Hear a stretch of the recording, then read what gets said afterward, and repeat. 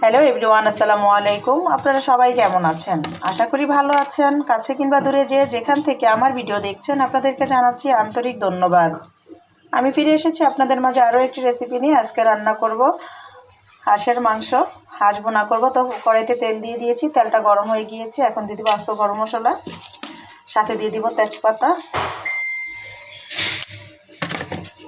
দিয়ে দিব পেঁয়াজ কুচি।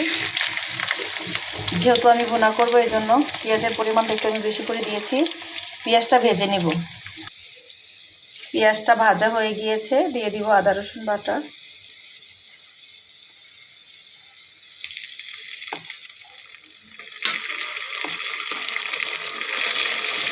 আদা রসুনটা ভেজে নিব। আদা রসুন ভাজা হয়ে গিয়েছে। এখন দিয়ে দিব হলুদ, মরিচ, লবণ, ধনিয়ার গুঁড়ো। এখানে গরুর মাংসের মশলা কিছুটা রাঁধুনি, কিছুটা গরম পানি দিয়ে মশলাটা খুব ভালো করে কষিয়ে নিব। মশলাটা আমি অনেকটা সময় ধরে কষিয়ে নিয়েছি। মশলাটা যত ভালো কষানো হবে তরকারি ততই সুন্দর হবে আর টেস্টি হবে খেতে। এখন দিয়ে দিব হাঁসের মাংস,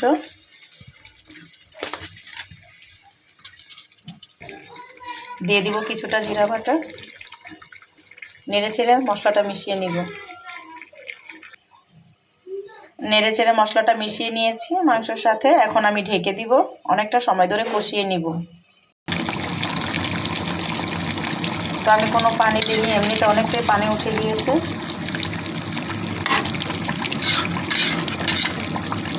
আমি আরও ভালো করে কষিয়ে নিব, পানিটা একেবারে শুকিয়ে নিব।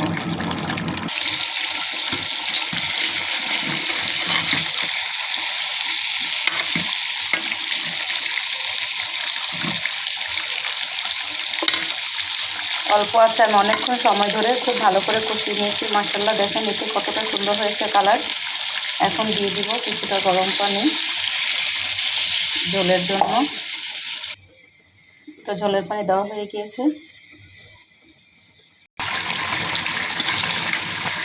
অনেকটাই হয়ে গিয়েছে।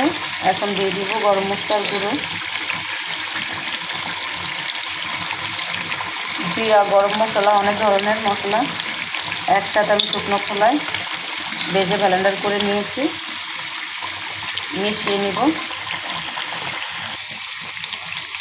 হয়ে গিয়েছে, এখন পরিবেশন করে নিব।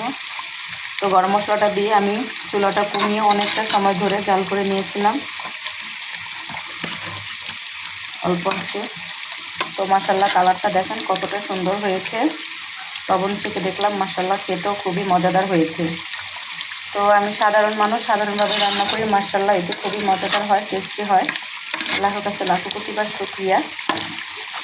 তো আমি যাই করি আল্লাহর নাম নিয়ে করি, ইনশাআল্লাহ সব কিছু ভালো হয়। তো এখন পরিবেশন করব। তো মাশাআল্লাহ দেখেন ফাইনালি লুকটা কতটা সুন্দর হয়েছে। আসলে খাবারের কালার বলে দেয় সে কতটা খেতে টেস্টি হয়েছে। তো ভুল হলে ক্ষমার দৃষ্টিতে দেখবেন। আজকে এই পর্যন্তই। আল্লাহ হাফেজ।